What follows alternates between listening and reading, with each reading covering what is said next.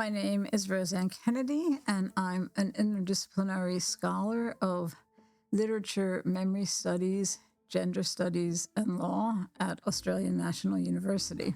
Well, I was very excited at the opportunity to come to STIAS, and I've been to South Africa several times before, and I've done some work here with Pumala, Gadabodo, Madikizela around memory, witnessing, and trauma. And these are long-term interests of mine, and I've worked on them largely in relation to Indigenous Australia, but also in other contexts, including Sierra Leone, Indonesia, and Israel-Palestine. And more recently, I've been working on a field called memory activism. And memory activism is concerned with how grassroots activists use memory in their campaigns for social justice in the present. Memory activism can be also used by conservatives. It's not necessarily progressive. But while I've been at STIAS, I've worked on an essay, which is now forthcoming, on the tent in memory activism, the tent as a material artifact and a symbolic vehicle. And I've looked at it in relation to land rights activism in Australia for Indigenous sovereignty, and also in relation to remembering the dispossession of Palestinians during the Nakba and in other contexts. And so I've been interested in how this work resonates with histories and activisms in South Africa. The public lecture comes out of a project that I'm doing with a colleague, Ben Silverstein, who's an expert in deep history, and with Indigenous collaborators, and it comes out of a broader project on deep history. And in Australia, deep history is Indigenous deep history.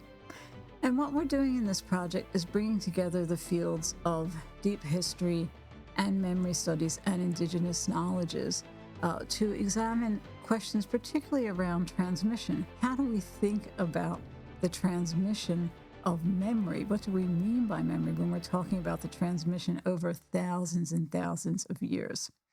And what I am doing in the lecture, firstly, is I will introduce some of the scientific debates about the arrivals of First Peoples in Australia, and that's been being pushed back from 42,000 years to 65,000 years recently.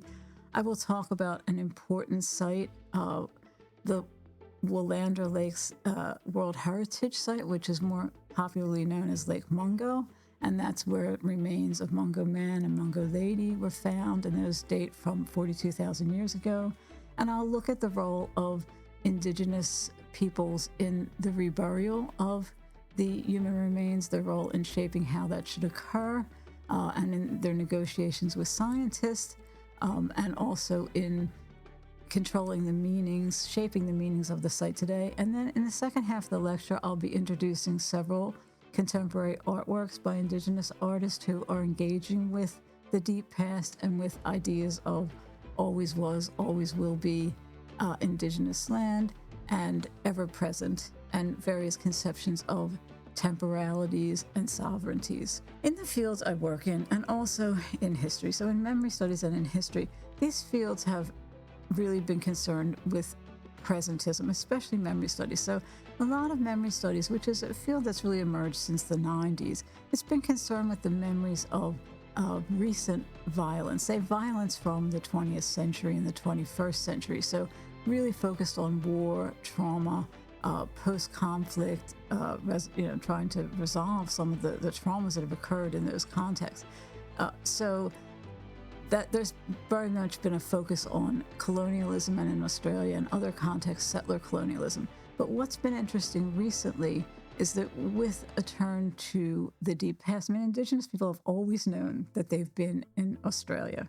And this recognition of the deep past, particularly inspired by their work, but also receiving, acknowledgement through new techniques in archaeology and science, that has enabled a shift away from the focus on settler colonialism to looking at really deep Indigenous knowledges and the significance of those knowledges for survival over, thousands and thousands of years, and what we can learn from those knowledges and cosmologies today, and different conceptions of temporality, of sovereignty, of ancestral memory.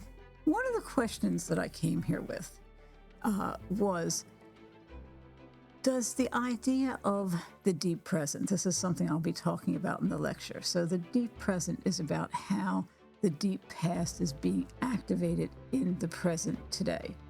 Okay, so does that idea of the deep present travel? Does it find any kind of analogy in South Africa or other African nations? And since I've been at STIAS, I've been doing some work on that and some reading on that. And one of the things that's been helpful has been other colleagues at STIAS. So one day somebody told me, Rosanne, there's a book in the library on that shelf right behind where I'm sitting now that I think you're going to want to read. And in fact, that book turns out to be by a previous STIAS Fellow. And I will mention this in my lecture because it's actually related to the idea of ancestral memory.